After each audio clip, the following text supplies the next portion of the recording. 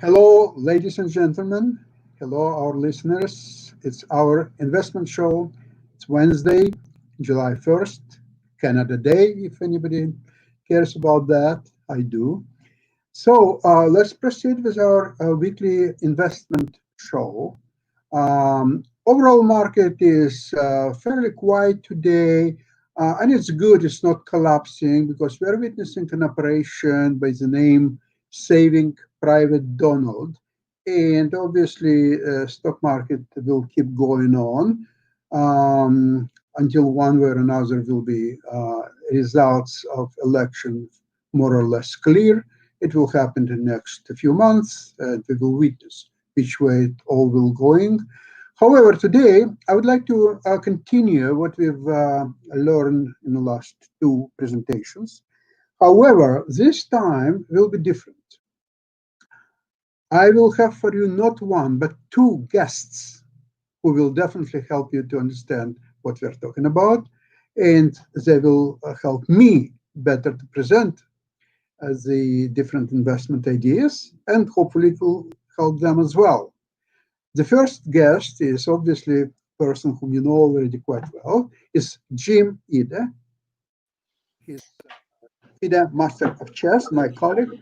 And also I would like to bring Nguyen Tan, who is absolutely incredible in putting all the promotional materials for our shows on ibmtv. And Gwen, please welcome. I hope to see you. Thank you. Thank you guys for helping me out. So let's very shortly remind you what we were talking about in first two shows. What is the rule number one? Gwen, please tell us. Preservation of capital. Rule number two. Go back to rule number one. I think go back to rule number one. Keep your money. Okay. And finally, I will tell you rule number three. It's a preservation of capital. You just can't lose. You have to win. There are trillions of dollars every day on the stock market. Aren't we so stupid that we can't just get a little couple of $1,000 here and there? No, we're not. And we are going to do it. So we have to learn how to do it. We have to be very confident how to do it and avoid typical mistakes, traps, which are plenty over there. Okay, last week on Wednesday, of course, we discussed options. I underestimated complexity of the material. I thought that any idiot can learn it in maximum 2.5 hours. No, that's not the case. If anything, anybody here is an idiot, it's myself who underestimated this complexity, and I thought that I will just start to explain step by step, and by the end of the day, we will all know about options as much as anybody else, and we will start teaching options to anybody else, and so on. No, it's not the case. Absolutely not. Let me just touch the most important aspects of the option. First of all, what is an option? Option is a contract. Contract that allows you to purchase some of the underlying security as just a fraction. So the security moves, for example, this way, but your option can move much faster because, however, as I did last Wednesday, I think that was a good move on my part. Nobody told me about that. I think this way, but you will tell me if I'm wrong. I was trying to explain an option as in relationship with something what everybody understands, it's a real estate market. Let's see, Jim, you own a house. which is on the market and it's worth say $1 million. And I come to you and say, Jim, look, you have a nice house. I think maybe it will go higher in price, but it could also go lower in price. Who knows? So I would like to negotiate with you a proposition where I have a right to buy this house from you for $1,100,000 in the next 3 years. So, Jim, most likely you will tell me that what's in it for me? Why would I give you this right? Right.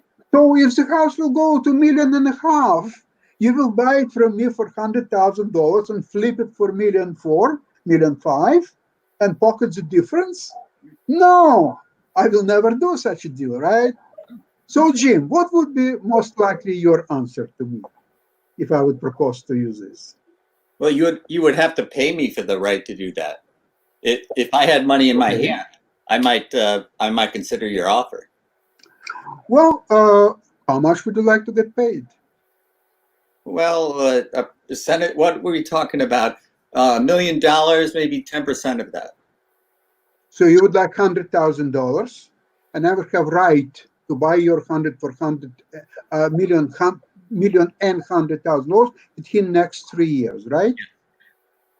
Yeah, I'd sign up for that. Okay, Jim. How about 75,000? Are we going to make a deal? Yeah, probably. Okay. Now you're talking. You know, I'm starting to. Okay. I'm listening. We got a deal. I get my attorney to draw the contract, and the certified check for $75,000 will be delivered to you no later than Friday noon time. Well, this Friday is July 4th. Let's talk about Monday. Monday, July 7th, noon, you'll get the check, you'll get the contract. Thank you so much. I'm really pleased with that. Let me ask you, Gwen. Jim, great deal. Gwen, how about you? Would you do such a deal with me? Well, if I see that the housing market is going up by 500,000, why would I give it to you? But who knows? It could drop in value with this economic situation where we are now. It's much most likely to drop in value. So you will then keep your house and pocket $75,000. Jim, that's what you're trying to do, right? Right. Because even if the house is going up in value to $1,100,000, I'm not going to buy it because it doesn't make any sense. I mean, it's on the market available, and why would I buy it anyway? However, if it's going to be $1,200,000, then I will go for it. It will help me recover my $75,000 investment plus legal fees and everything else. So I will be lucky to break even on the deal. Right. Only once market will go to $1.25 million and higher, then this deal starts to make some sense. So essentially, I'm taking a gamble that the market will go 25% higher than where it's now. Now you are satisfied with $75,000. Mm-hmm. You got cash. You know that very unlikely the house will be taken away from you unless prices will go to $1.25 million or at least $1,200,000. But then, so you'll get $1,100,000 to your hands. Plus, you already got $75,000. So you're not crying about this deal. You probably maybe you left out some upside on a possible, but if I were you, Jim, if I were in your shoes, I would probably go for this deal. The only thing I would ask instead of 3 years to have 2 years.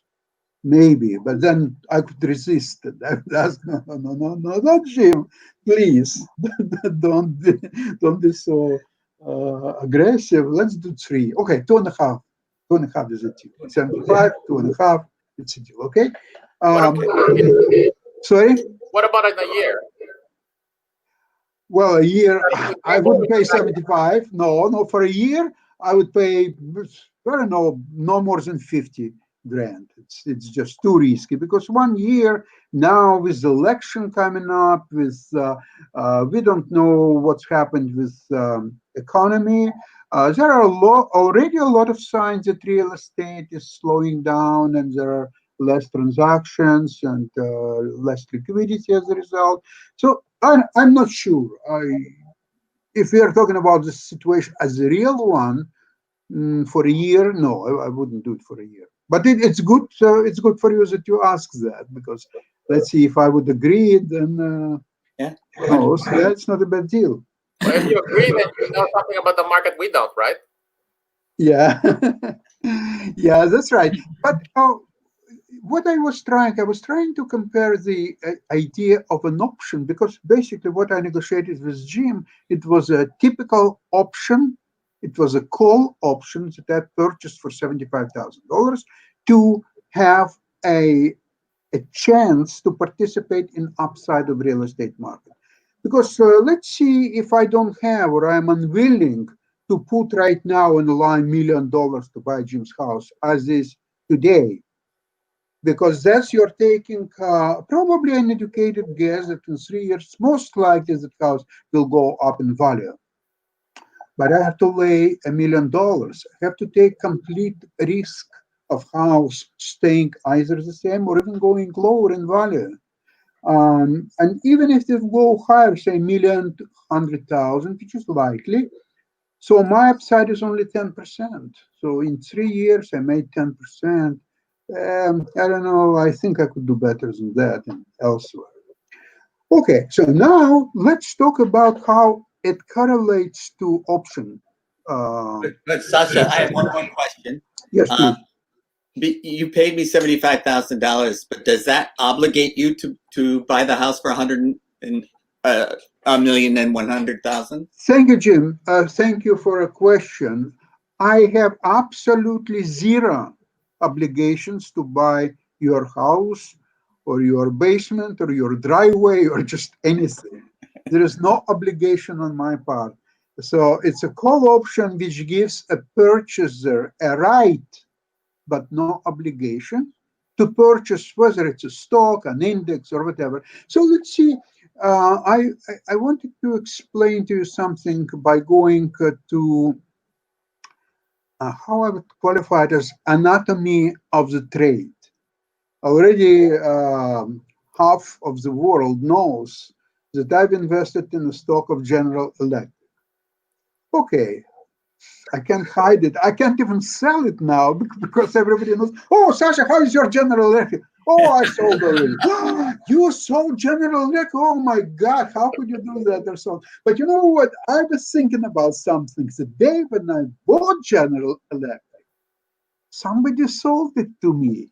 Yeah. So what's happened? Somebody who sold it is a stupid idiot, and I'm such a clever person, so I bought General Electric, and he knows nothing about it, and he sold it? No, it doesn't work that way. I would think that most likely it would be investment fund, or it would be mutual fund, or it would be some professional investors who at that day, for whatever reasons, they wanted to sell General Electric. Let's see, if I bought it at 650, maybe they bought it at 495 and they already got their upside. They don't need it anymore. So they won't sell and move elsewhere. Now, my strategy, though, is to buy, because although there is downside like everywhere, but downside is somewhat limited because market is nicely recovering at that point. So I thought there is upside, limited upside, because it's a horrible company, but downside is limited, especially when what I did, I sold calls against my position, General Electric. I sold $8 calls, which expire on November 20th. What does it mean? That means that the purchasers of, I sold 50 calls, I have 5,000 shares. So somebody who bought these 50 calls, he believes that the General Electric will go way much higher than $8. Why? Because 2 years ago it was $35 stock. Right. If it was $35, maybe it will go not 35. Maybe it will go at least $10 a share, maybe 12, 12.50, whatever. So he will have nice upside. Right. So he paid me money. maybe I remember 60 cents for each call. Now, you know that each call represents 100 shares. So if you will pay me for one call 60 cents, it means $60. Okay? So for 50 calls, he would pay me $3,000, right? Okay. So now I have a situation where I'm under obligation to deliver this 5,000 shares by November 20th if the shares will be $8 or higher. Okay, I'm under obligation. So now what's happened if I decided, okay, let's see, stock went up nicely to $8.59. And I say, oh, nice, I bought it $6.59. Okay, let's go ahead and just sell it all. Mhm. But now I don't have any protection. I'm uncovered. I'm naked. So the stock will continue to go higher to $12 to $15. I don't have anything to deliver. So comes November 20th, I will be bleed in cash to cover my obligations. I will probably call my real estate agent to start selling my house and apartments and everything else to cover my obligations because I was naive enough thinking that I can profit on this stock and call somehow the stock probably will go lower and maybe I'll survive. No, it didn't happen that way. You became naked and you were exercised and you have to deliver stock which you don't have. So you have to go on the market and buy that stock to deliver. And you will pay not $6.50 a share, you will pay $12.50 a share. How about $20 a share? If General Electric will say that, oh, they have so many orders from Airbus and from Boeing, and they are doing all kind of medical equipment, there's lineup of all purchasers to buy, and so on. The stock is $20 a share, and I don't have the stock to deliver. I have to go on the open market and buy for $20 a share and deliver. I don't even want to tell you how much money I would lose in this situation. But can you protect yourself somehow? But only for 5,000 stocks, right? 5,000, yeah. 5,000 shares. Well, 5,000 shares at $20. We are talking about hundreds of thousands of dollars here. Right. So Just a that's little my bit loss. more than what you spent on. Yeah, a little bit more. 3 times more, Ooh. basically. But Yeah, you're right. You're there right. has to be a way to protect yourself from being naked like that. You have to own the stock. Well, the number one protection to own the stock. If you own the stock, then you don't care that it will go to $20 or $55. You just have the stock. Unfortunately, you lost all your upside. You bought at $6.50. You made the right move, but for $8 you sold the calls and so on. So you wanted to eliminate almost any risk associated with the holding of stock, but you cut your upside. Well, the only thing what you can do to still participate, let's say stock is $8.50 by November 20th. Okay, so the calls which you sold, $8 calls, their cost on November 20th is only 50 cents. So how about if you will buy back this 50 cents stock calls? You sold them at 60, you bought them back at 50. So you did actually manage to squeeze a tiny profit of your call position. But most importantly, you remain the stockholder of General Electric by still keeping your 5,000 shares. Now, guess what? You can sell February or April calls. Same, but now because stock is already $8, you can sell maybe $10 calls.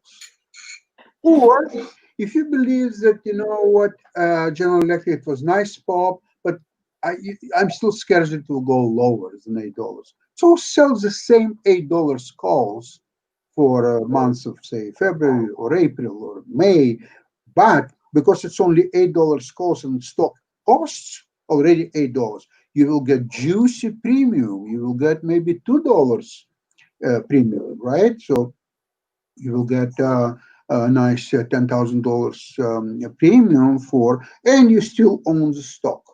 And then you will see if stock will close in, say, April, you sold April calls. If it closes lower than $8, you keep the premium, you keep the stock, you own everything, right? Now, if it goes higher than $8, then there is another decision: deliver the stock and forget about it, or buy back these calls, because if you sold them at $2 and the stock, let's see, costs $9.50, you still keep the stock. Nobody will take it away, because if you take away $9.50, but you sold your calls at $2 and you buy back your calls at $1.50, you make 50 cents on each call that you sold. So you're making money on calls and you still own stock General Electric. So you can actually, I hate the stock simply because it doesn't pay any dividends to speak of. It's paying like very poor dividends. That's why I like much more stocks like Altria, which pays 7.5 something interest. That's my juice here. Actually, I see if I want to share my screen with you, I'm using a very simple stuff. Just for a purposes, for this purposes, okay. It's a Yahoo website, financial page. Okay, so if I will say, okay, I'm gonna use this one and share. Okay, can you see it now? Oh, okay. Actually, it's right on General Electric stuff. Okay.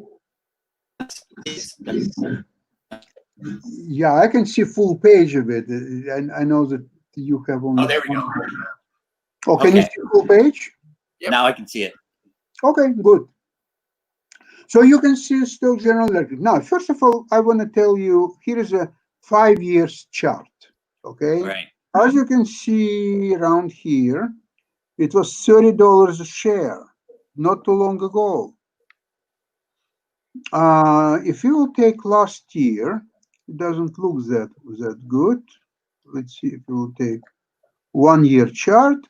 Okay, as you can see, it popped nicely to about $12.83 a share. It was February 10th.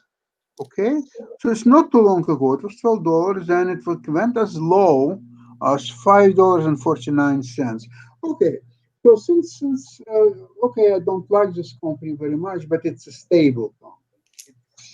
It's not a penny stock. It will not go to $100 a share, and then next day it will go to 10 cents a share. That's not going to happen. So it will fluctuate most likely between, say, $5 a share and probably $12 a share. I don't see it going to $35 a share near time soon. So when I bought a stock at $6.50 and was paid, actually I was paid more. Let me refresh what's happening now. It's my trading screen now. To look at that. So General Electric, I'll give you exact figures. Okay, I bought 5,000 shares and I paid $6.99, so almost $7. But I was paid for 50 calls $1 and almost 8 cents, 7.64. So actually, this is Oh, I what see. happened. Okay. I see. Okay, so now my real cost of each share of General Electric is definitely $6.99 minus 1.7. Okay, that gives us $5.90. I'm not very good with math, so that 92. Okay, $5.92. That's my real price per share. So what's happened today? Let's take today's one-day chart. So today it was already as high as $7, and it was as low as 6.79. It's now around Not much difference. 6.81. Okay, so you see, it's not really like volatile stock that moves. Like if you trade stocks like Nvidia, Netflix, and this type of stocks, you know what I'm talking about, or even Amazon. Okay, these stocks are way more exciting than General Electric, but there are also downside quite considerable too. Okay, so now here we are talking about 681. Now, what's happened with my calls? Another interesting thing, because calls are trading all the time.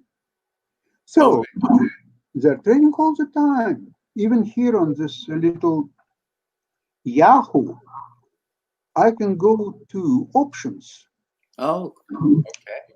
And you can see now how the options are trading. You can see the first you see calls options, as you see here, and I can find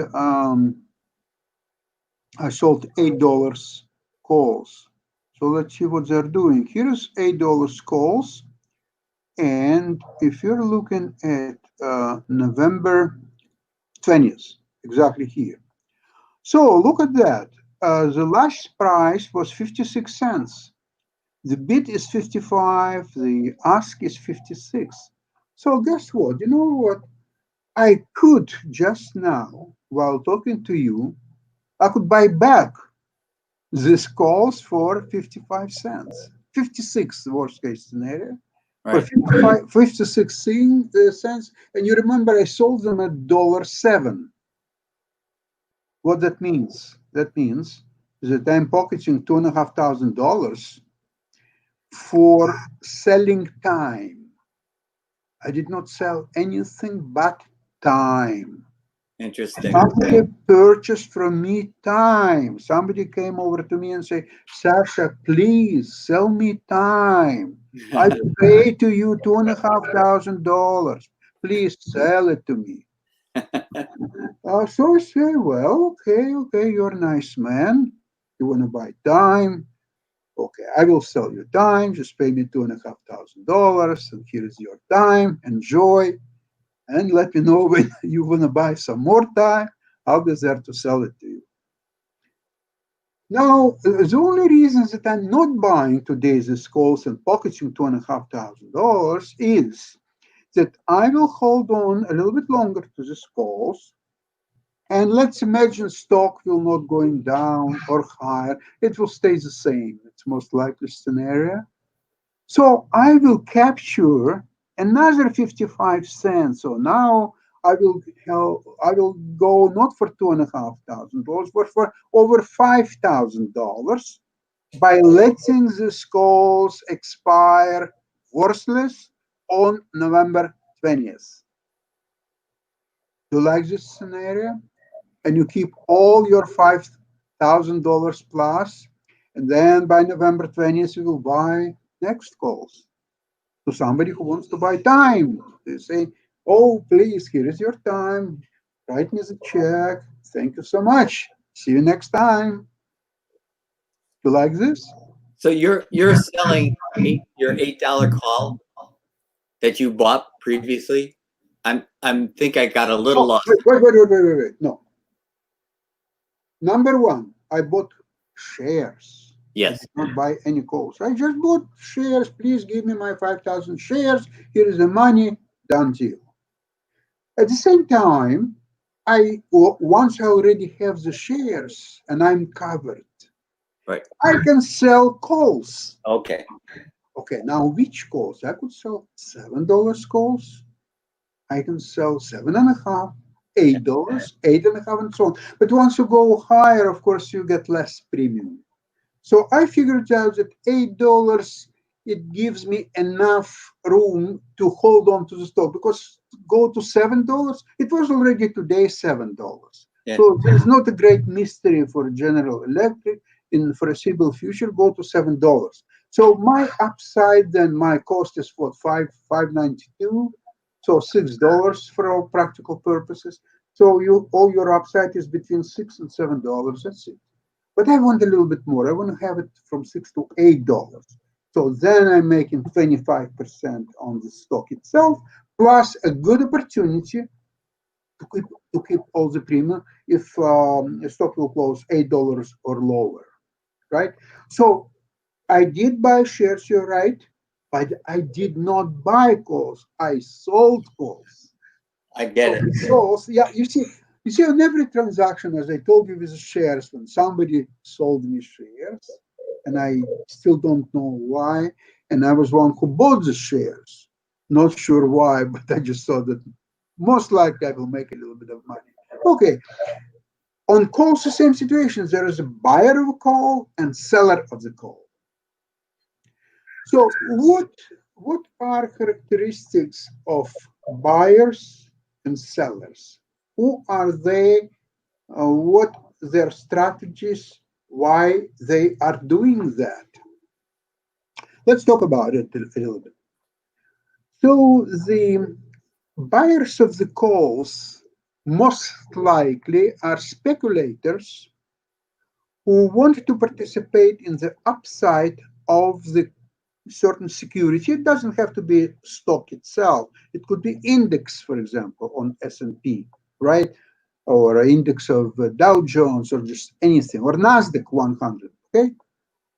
He wants to participate in, but he doesn't want to pay a full price of an index or a General Electric or whatever underlying security. He wants to pay a fraction. Because if he's right and it goes his way, then he will make way much more money in percentages than he would invest it. Do you understand the difference between investing 50 cents for an option and buying stock at $6.50? You pay 10 times as little money, but you're participating in the upside. Right. The only two dangers are that the security is not moving anywhere. It's staying on about the same price level. So your option starts to deteriorate in price because of the time factor.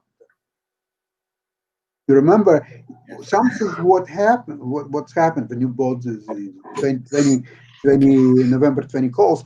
So you basically have now a few parameters which will have to all go in your way. The security has to go up in price, but it has to happen in a very set period of time. Right. You may be right a year and a half from now, it may go to $20 a share, and you could make tons of money. But you're already not there. You're already history. You lost all your money because you bought November 20th call. And November 20th is already behind us. And now comes December 20th. Where are you? I don't see you. Where are you? You're not there. Why? Well, because you had a set parameters. It had to be by November 20th. There's another thing is, if security is going down, then your history very quickly, your time premium plus wrong direction of the security immediately explodes against you, and you're losing everything. The only good thing is that you cannot lose more than you gamble. So let's see, if you bought these calls, you paid for it, say $5,000. That's all what you can lose. You cannot lose $5,500, only $5,000. There is no more exposure for you as the amount that you already paid. Okay. And if you bought the stock itself and it went down, you would have lost all of that money, not just a fraction of it. If it went down to zero, yes. Well, I mean, if I bought GE, say at 7, and I don't have any options, and I just own the stock, and if it goes down, I'm out that money, all of the money that I put into that stock. So, run it one more time. You bought General Electric 5,000 shares at $7 a share, right? Right. And it went down to $6.50. Say $6.50. $6.50, right? Right. Okay, so you incurred a loss of 50 cents per share. So on 5,000 shares, we're talking about $2,500, right? Right. However, if you hold on to the stock and you didn't sell it, it's a paper loss. Right? That's correct. Because it can still recover and you'll be okay. But you have a paper loss of $2,500. Absolutely right. Right. However, if you did as I did, sold options, right, which cover you sold those options at $1.07. So as long as stock is over $5 and say 95 cents, you don't even have a paper loss. You have no loss at all. Your paper loss will start incur once it went below, say, $5.90. Then you have paper loss. Now you have to make a decision whether to get rid of this position and just call it a day, or maybe sell more calls, but not $8 calls, maybe $6 or $6.50 calls to get a little bit more juice out of it. So now you're still in the game. You own General Electric. Most likely it will not go bankrupt because it has a lot of orders in its books. So it will still will be there. I don't like the situation because I'm talking about in this particular regards. It's something what I would qualify as aggressive investment. And in aggressive investments, what you don't want to do, you don't want to get married to your stocks. Stocks are to be bought and sold. You are not supposed to marry your stocks. You are not supposed to be getting love with your stocks. They are there to be bought and sold. It's nothing more than that. So once the stock is going down, then you are becoming long-term investor. And you have to now struggle with the stocks, sell all the kind of calls. You know what? At the end of the day, you're not going to lose money. You're still going to recover and so on. But but you will lose a lot of emotions by dealing with the situation. You will not enjoy your life as if somebody will take the stock away at $8 and you make your few few grands. Otherwise, you just get married to it. I don't like that. I agree. Yeah. Well, a lot of financial investors or financial planners, they tell you to invest long term only.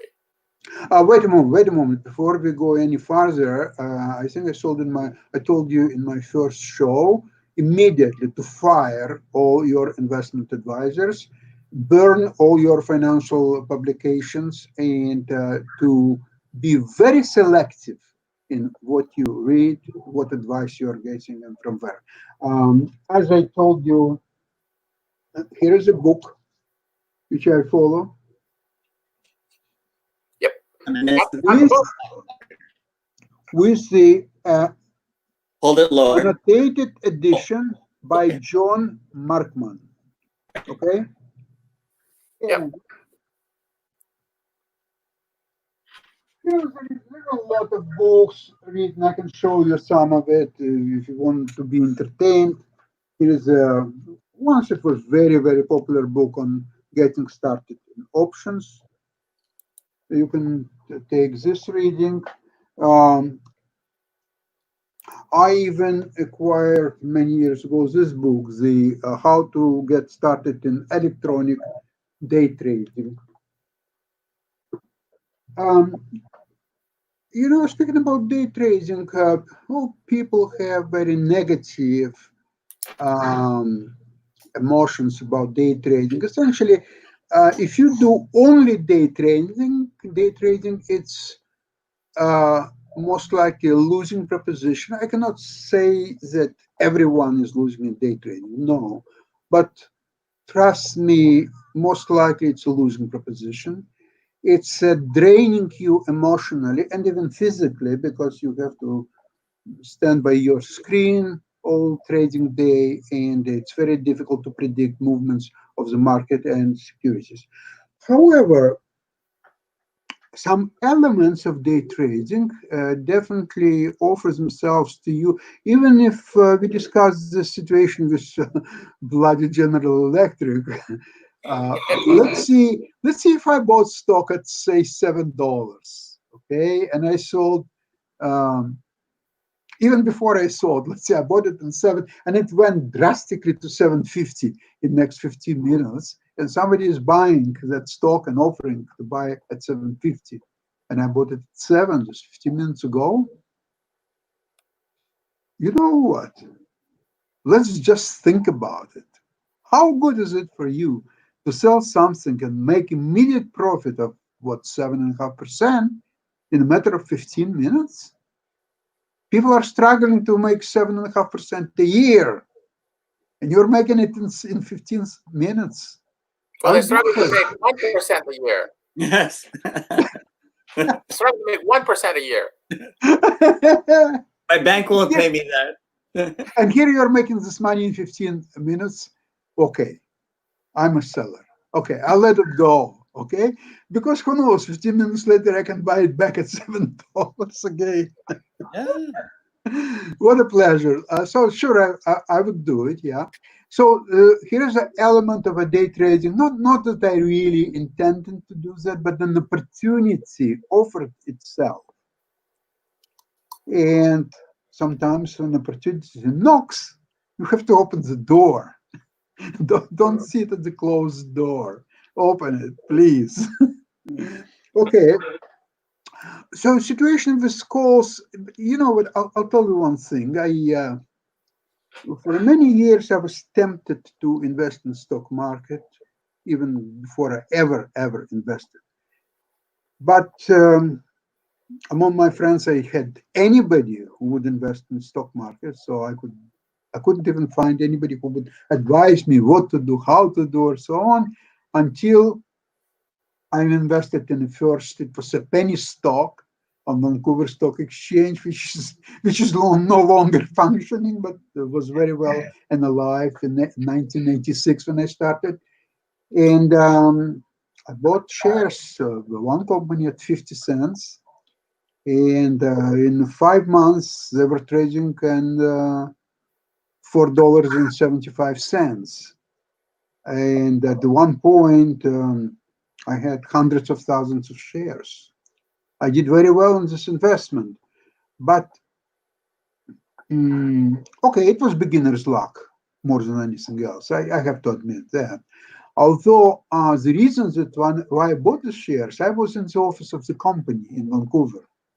And I was impressed by the fact that on Sunday evening, 9 o'clock, almost all office was full of people. They were preparing a release of a new software at the time. And although I had no background in the software or any IT business or anything, but I thought the mere fact that in Canada, 9 o'clock in the evening on Sunday, people are working, there must be something. It's just impossible to ignore. And when I came back to Toronto, I found a stockbroker, and I almost have to beg to buy me the shares because the stockbroker was telling me that it's a penny stock, it's risky, you will lose all your money, you should never do that. So I had to fight to get the shares. Now, when shares went up to $1.80, she started to put all her other clients into that stock. And I asked her, how is it possible that you hated the stock at 50 cents and you wouldn't allow anybody to touch it? Now you're putting all your clients at $1.80. So she said, well, at 50 stock, it is a very risky proposition, to go up and down and it would disappear. But at $1.80, I already knew that there is something. The chart was skyrocketing. So now you had very little risk. At least I knew that from $1.80, it will go to $2.25, no brainer. At $2.25, then you will think what to do next. But that, to capture $1.80 to $2.25, that's no brainer. It's a money coming to you, just grab it as soon as you can. And that's what happened. It went to $2.25. I know some people who bought at $1.80 and sold at $2.25, and then bought at $2.75 and sold at $3.30, and bought at $3.85 and bought and sold at $4.50. You know, all kinds of stories, believe it or not. That was really a lot of fun. And so then, from that point on, I started. I was frustrated that yes, I made a lot of money at the time, but I was frustrated that I didn't know what to do next. Okay, so I pocketed hundreds of thousands of dollars. That's great, I love it. But what to do next? Just sitting or travel around the world, or like, what should I do? And then I started to study other investments in the stock market. I started to go into options to see how that works. And, you know, because sort of I'm not an academician to study something and then do. I'm a doer. If I'm convinced that there is opportunity, I want to try it first and then study what it is. So if somebody tells me about stock to buy, I bought 1,000 shares, I would buy right away, just as soon as you will tell me about it. And only then, once I'm already in, I will start to study the situation, the company, or so on. Maybe I will buy another 9,000 shares. But 1,000, I will buy right on the spot, instantly, just to be part of the game. But you wouldn't do calls on a penny stock, right? You'd wait for that to settle down first. First of all, there are no options on penny stocks. So Oh. all you can do is to buy stock and sell stock. There is no options. So when would there be options for certain stocks? Well, the stock have to be widely held, and they have to be liquid. They have to trade at least, I think, million shares a day or higher. So if you will look at index, if you will look at stocks like Apple Computer or even GE or just any widely held stocks, they're trading in tens of millions shares a day. And options also are very liquid. Remember when I opened options on General Electric, there's 55 cents bid, 56 cents offer. So there is very little, if any, spread between bid and ask. When options are not so liquid, you're being killed on the spread between bid and ask. If options is not liquid, it could be 55 cents bid, 59 cents asked. So you would have to pay 4 cents premium just to get in. Or you can put a bid at, say, 57 cents a share at call and just wait until it will be filled. But there is a risk that it may not be filled and you'll not get the call.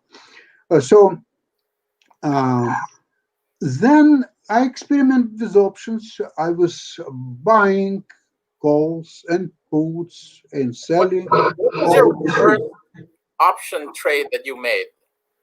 What is what? Your worst option that you ever bought or sold? Absolutely. In the year of 1887. Sorry, 1987. 1887? Yes. None of us That's a long time ago. Yeah, the options started to be traded only in 1973 on Chicago Board of Trade. So even if I was very young and I'm experienced in 97, I wouldn't be able to do that because no options were traded at the time. So it was a little bit later than that. My worst trade, I lost about $30,000, was when in January of 1987. Remember, in November and in October, it was market crash when Dow Jones went down 500 points. But in January, the stock, Dow Jones, S&P, everything was flying through the roof. It was going higher and higher and higher. And at a certain point, I thought that, it cannot go on forever. So there could be some kind of retraction, and I want to make some money on that by selling.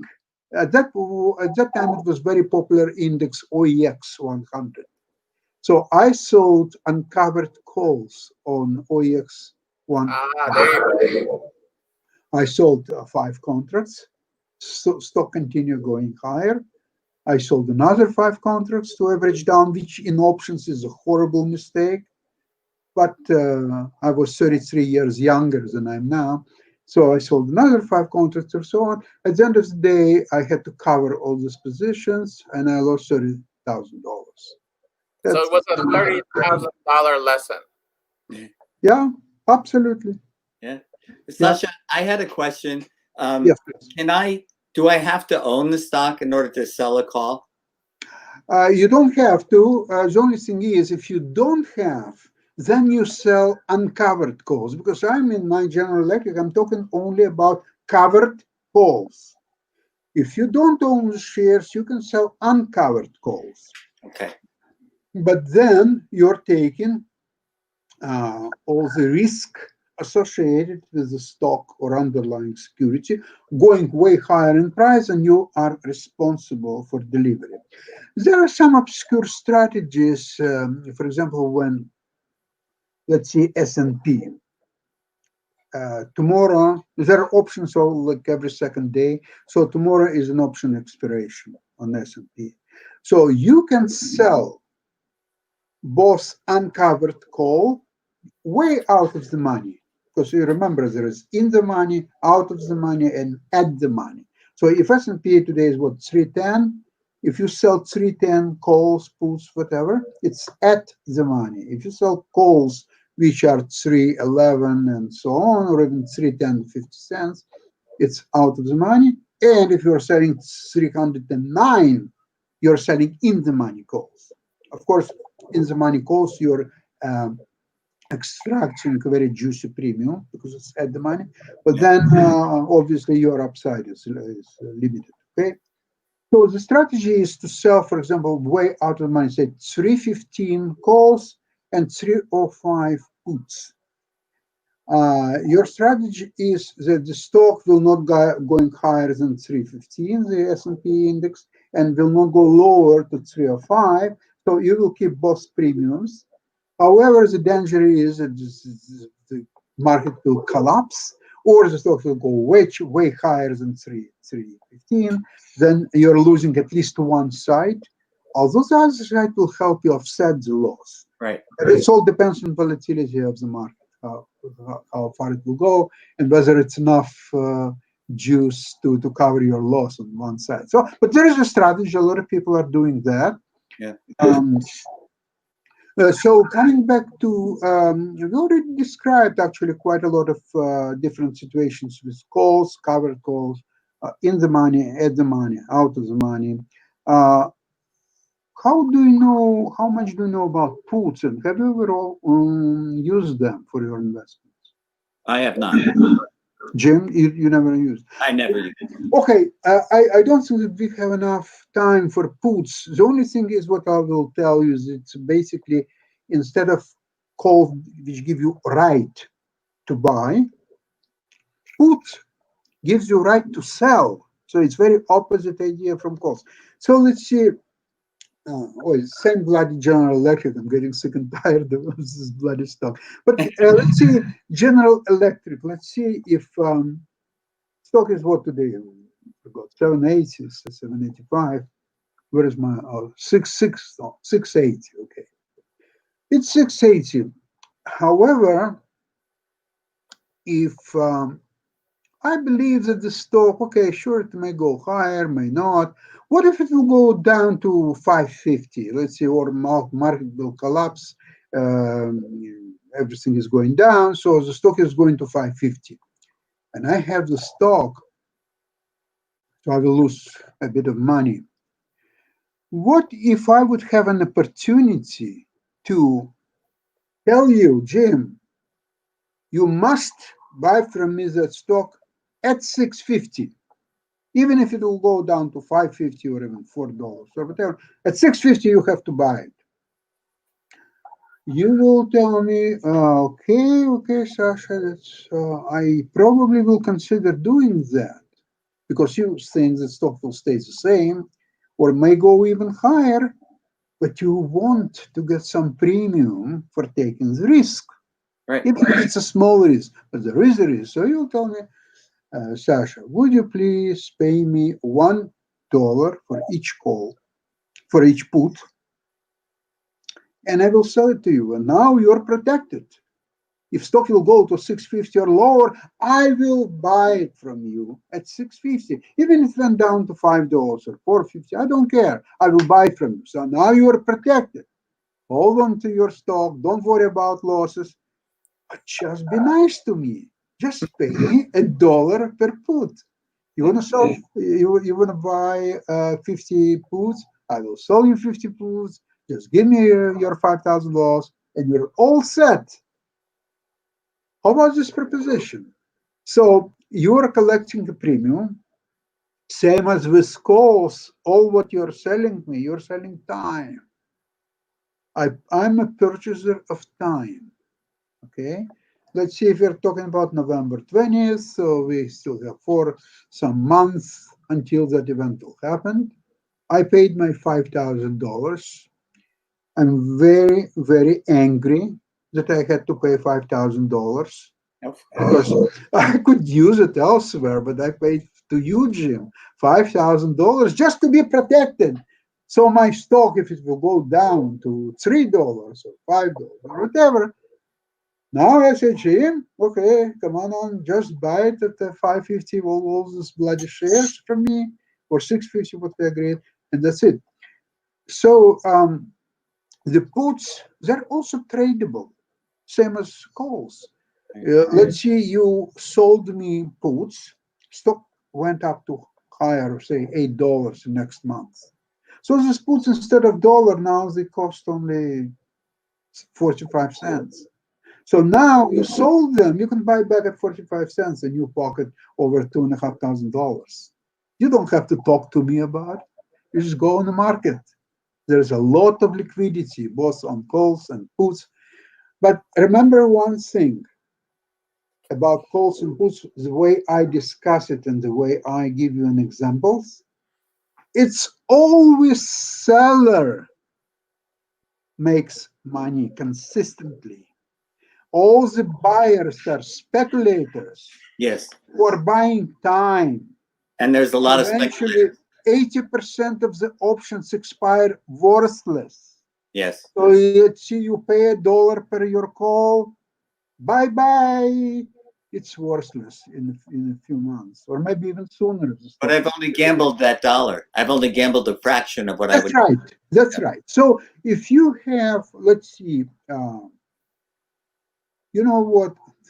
It's a painful thing for me to discuss. Let's see if I have 90% of my stocks locked in dividend-paying stocks, and I'm selling covered calls and puts sometimes, and I generate easily 10 or much more percentage return on my investment. And 10% I can invest elsewhere in all kinds of risky ventures and buy penny stocks and options and going to Las Vegas and just do anything what I want with my 10%. So let's say I have a portfolio of $100,000, so 90,000 locked in solid investment, and 10,000 I can just go elsewhere. I would rather go to Las Vegas than invest in the options or calls or puts, because in Las Vegas, surprisingly, I have pretty good odds there. If I'm playing blackjack, I have 40. If I'm playing right strategy, I have 48.5%. I don't have that in calls or puts. If I buy them, there is no such odds there. So I'd rather go, even if you play stupid strategy, blackjack, let's say if you play strategy where you stay on 12 and higher, you just don't touch the card. Let's say even if the dealer has an ace, you have 12, you stay. Now, your table, your friends will be very unhappy about your behavior, and they will probably kill you once the game is over. But you say, you know what, I remember when I was playing blackjack for money. So I was telling people at the table, I told them that I've learned blackjack half an hour ago and I really don't know how to play. So please don't get mad at me. So they would laugh at me and say, oh, you learned half an hour ago. Oh, okay, can we sit down, play with us.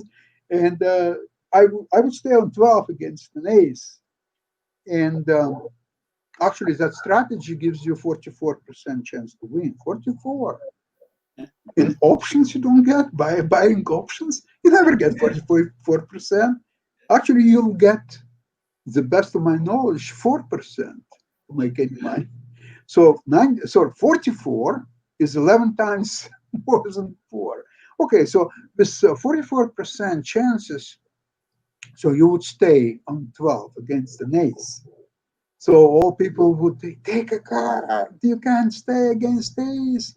And now, you know what? I'm scared. I'm really scared because if I will get face card, I'm busted. How can I do that? No, I have to preserve capital. But the funniest thing is, of course, I will when I normally play blackjack, I never do that. against an 8. Obviously, I'll take a card. But if it's a part of your overall strategy, which means a money management strategy, which is very useful in stock, and we will talk more about it next time. Let's see, on average, every 4-5 hands, dealer must have a bust, 22 or higher. Yeah. But it's an average. In fact, you can go without being busted 10 times, Yeah. and I've seen even 15 times too. So let's see if you play a game and dealer hasn't been busted in, say, 10 times in a row. So with each next time, his chances to go bust skyrocketing, right? Yeah. So now, if that's the case, why would you take card on 12? Yeah. Because if he will go bust, but you're not there, you're already being killed. Yes. So you have to preserve your capital and your life by staying in the process and wait for dealer to get busted. So you stay on 12, but you don't explain it to people because it's too long and so on. It's you have to really explain the strategy. So when you play the game, you have to always know how much money you have in a game. Once you lost 10% of maximum that you have in a play, you must quit the game and walk away. Yep. You see, the Get your vouchers. Sorry? Get your vouchers. Yeah. Color out. Well, the same thing, by the way. See, when you play blackjack and you put $100 a hand, okay, you know that you can lose $100 at the end of the story. You cannot lose more than $100. And the stocks is different. You bought, let's see, not General Electric. No, you'll never buy General Electric. Let's see, I would buy today, say, NVIDIA. Okay, I bought NVIDIA. What is it today? $360 a share. So most likely it will go to 500. NVIDIA is a fantastic company, great stock. But what's happened if you bought at 360 and it went down, say, 10%?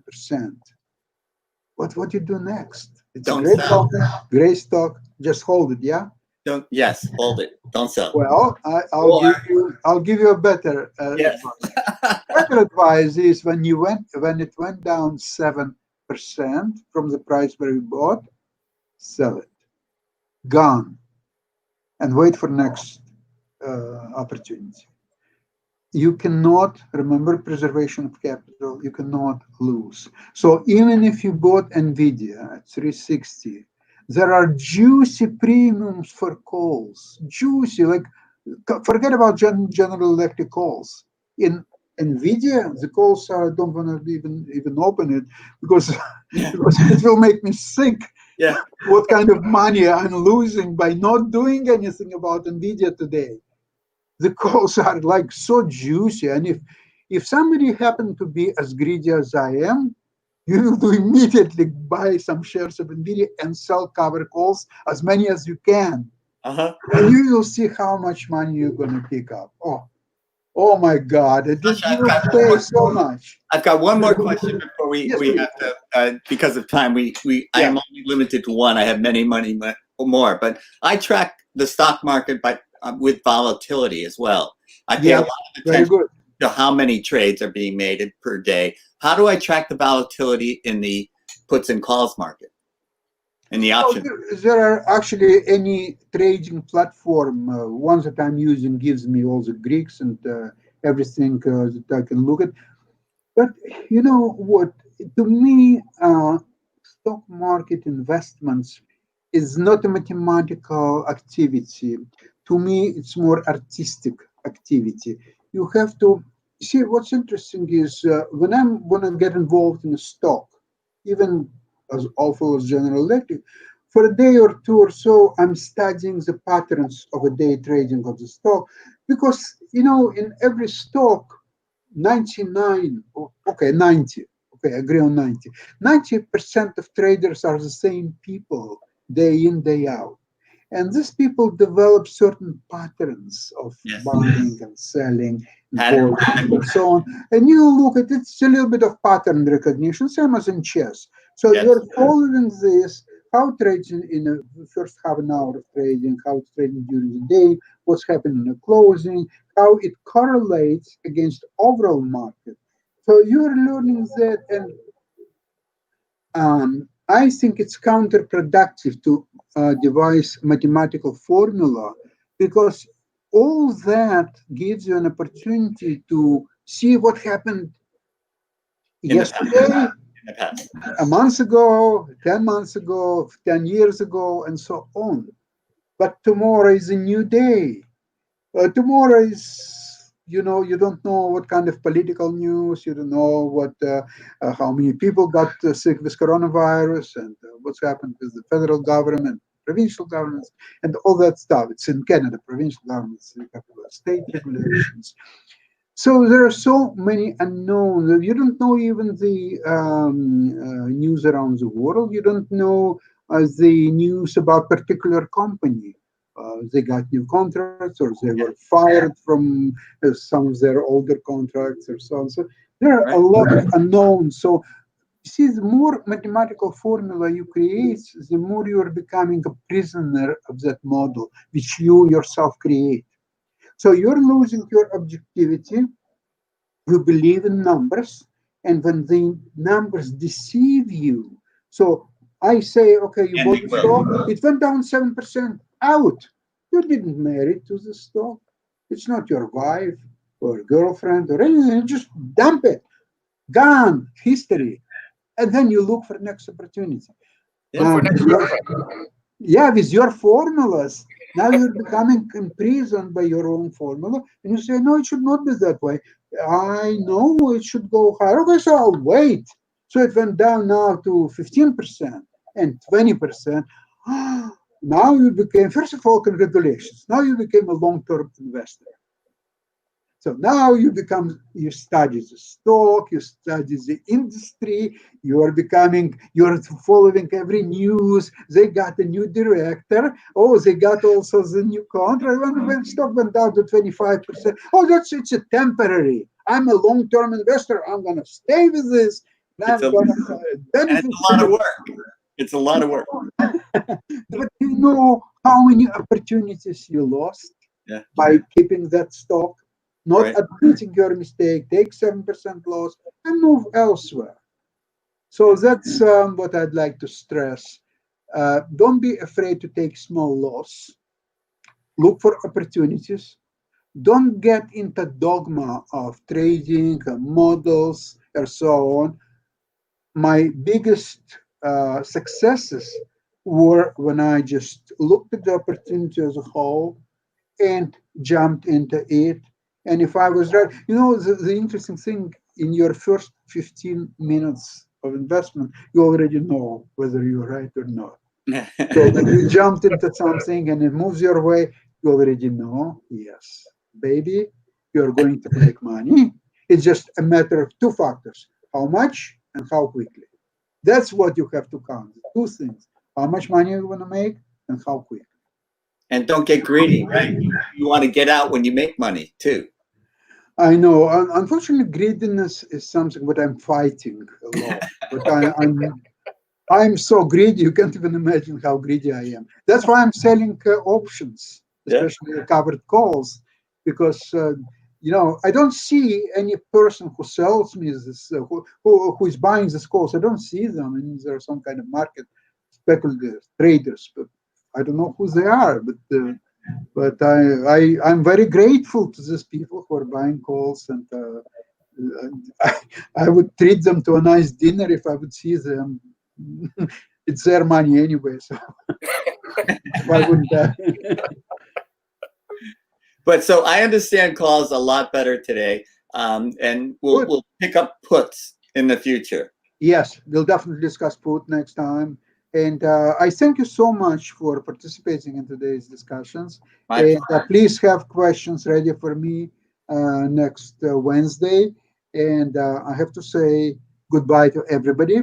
Enjoy Canada Day today and 4th of July Independence Day in the United States. And have a great news and all over the world. And I see you now. Oh, by the way, on Saturday, July 4th, we have chess presentation, and we will have Grandmaster Alexander Baburin from Ireland. And Jim, please, you will help me with that. And see you all on Wednesday in our investment show. Thank you very much. Bye bye, everybody.